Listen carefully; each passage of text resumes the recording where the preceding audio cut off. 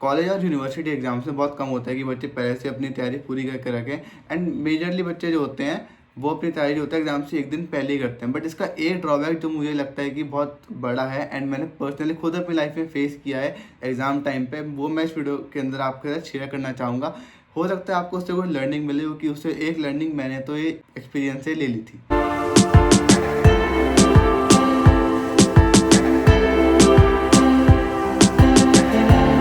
Generally मैं अपनी काफ़ी देर प्रिपरेशन एग्जाम से पहले कर लेता हूँ एंड एंड के लिए ऐसा छोड़ता हूँ कि मेरे मेजर टॉपिक्स हो रखे हों एंड छोटे मोटे टॉपिक्स या एक रिवीजन वाला पार्ट रह जाए।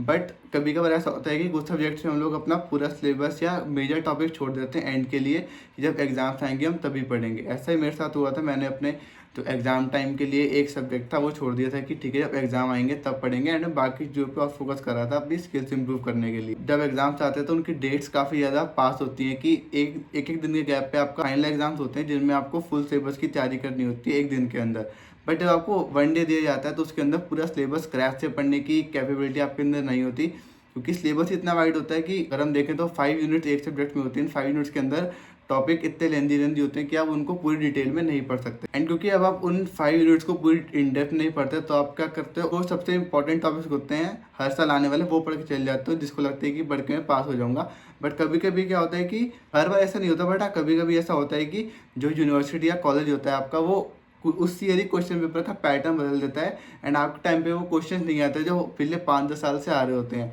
तो एक ही ट्रेंड शिफ्टर होता है जो कि आपके बैच में हो सकता है, मेरे बैच में भी काफ़ी बार हो चुका है। तो ये तो हो गई एक चीज़ कि आपने मेजर टॉपिक्स पढ़ लिए एंड वो टॉपिक्स आप अच्छे से पढ़ के चले गए जो हर साल आते हैं एंड आपको उन मेजर टॉपिक्स में से एक भी टॉपिक पेपर में नहीं देखा। दूसरी चीज़, अपने सिलेबस को एंड तक ना छोड़ना इसलिए सही नहीं है क्योंकि बहुत बार ऐसा होता है कि आप अपना पूरा सिलेबस एंड तक छोड़ देते हो, एक नहीं इवन कि 2-3 सब्जेक्ट्स का। एंड जब आप छोड़ देते हो तो क्या होता है, जब एग्जाम्स तुम्हारे ऑलरेडी 1-2 डेज के गैप पे हमारे एग्ज़ाम चल रहे होते हैं तो उसमें क्या होता है कि बाई चांस अगर आपकी तबीयत ख़राब हो गई किसी भी एग्ज़ाम के बाद तो आपको अपनी तबीयत भी देखनी होगी एंड आपको अपनी प्रिपरेशन भी देखनी होगी। एंड कभी कभार तबीयत आपकी थोड़ी ज़्यादा ख़राब हो सकती है जिसकी वजह से आप शायद उतनी प्रिपरेशन ना कर पाओ जितनी आपको करनी चाहिए उस पेपर को पास होने के लिए भी। तो ऐसा मैं एक रूल मानता हूँ कि अपनी प्रिपरेशन एटलीस्ट 70 या 80% बिफोर हैंड करके रख लो, ताकि जब आपका एग्ज़ाम नियर आए या जब आपका एग्ज़ाम आए तो आप एग्ज़ाम में अपीयर हो पाओ। इन केस अगर आपकी तबीयत ख़राब भी हो जाए तो आप उस एग्ज़ाम को दे के एटलीस्ट पास हो जाओ, चाहे आप उसमें एक अच्छा स्कोर ना करो, क्योंकि बैक लगने से अच्छा होता है कि पास हो जाना, चाहे आप बॉटम लाइन से थोड़े से आगे नंबर से पास हो अपने एग्जाम के अंदर। क्योंकि अगर तबीयत खराब हो गई तो उसमें आप भी कुछ नहीं कर सकते, मैं भी कुछ नहीं कर सकता, ना ही आपके कॉलेज या यूनिवर्सिटी वाले सुनेंगे कि मेरी बच्चे की तबीयत खराब थी इस वजह से पेपर अच्छा अपीयर नहीं कर पाया। उनको मतलब होता है डायरेक्ट रिजल्ट से पास या फेल, आपका पास होना एट द एंड आपके हाथ में होने वाला है। मेरे साथ पर्सनली खुद भी यही हुआ था कि मेरे एग्जाम थे एंड मेरे को उस टाइम पे काफ़ी ज़्यादा हाई फीवर एंड और तबीयत खराब हो गई थी जिसकी वजह से मैं प्रॉपर तैयारी नहीं कर पाया था। बट ये अच्छी बात थी कि मेरी जो प्रिपरेशन थी वो बिफोर हैंड हो रखी थी, काफ़ी सारी जो मैंने अपने कॉलेज इंटरनल एग्जाम्स होते हैं उनमें कर रखी थी,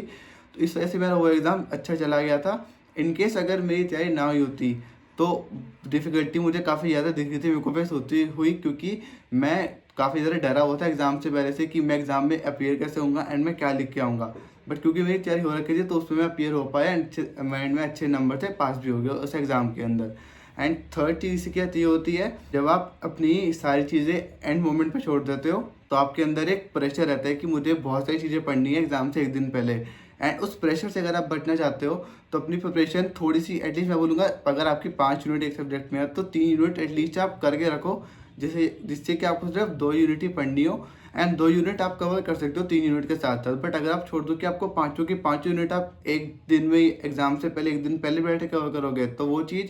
प्रैक्टिकली पॉसिबल नहीं हो पाती,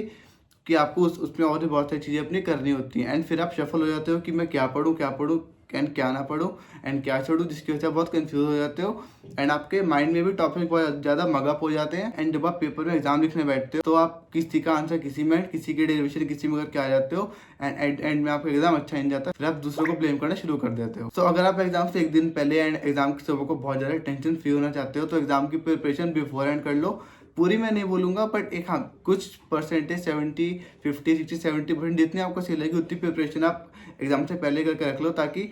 आपको वो प्रेशर ना हो एंड अगर आपकी तबीयत खराब भी हो जाए तो आप एग्जाम में अच्छे से अपीयर हो पाओ एंड अच्छे नंबर साथ पास हो पाओ या फिर तबीयत खराब है केस में तो बोलूँगा आप सिर्फ पास हो पाओ। छोटी सी टिप, आप अपने एक बार एग्जाम्स जब आपके इंजीनियरिंग के आएंगे तो उसमें अप्लाई करके देखना, एंड आपका कुछ ऐसा इंसिडेंट रहा हो तो कमेंट में जरूर बता देना। अगर आपको ये टिप अच्छी लगी हो तो चैनल को सब्सक्राइब कर लेना, वीडियो को लाइक कर देना, एंड अपने उन दोस्तों से शेयर कर देना जो कि सिर्फ एग्जाम से एक रात पहले पढ़ने बैठते हो। ऐसी ग्रोथ, मोटिवेशन, माइंडसेट और इंजीनियरिंग से रिलेटेड वीडियोस मैं आपके लाता रहूँगा चैनल के ऊपर। कोई भी टॉपिक हो जिस पे आपको एक वीडियो चाहिए हो तो कमेंट कर देना, उस पर वीडियो लाने की कोशिश मैं जल्दी करूँगा। मिलेंगे आपसे नेक्स्ट वीडियो में, तब तक के लिए बाय बाय।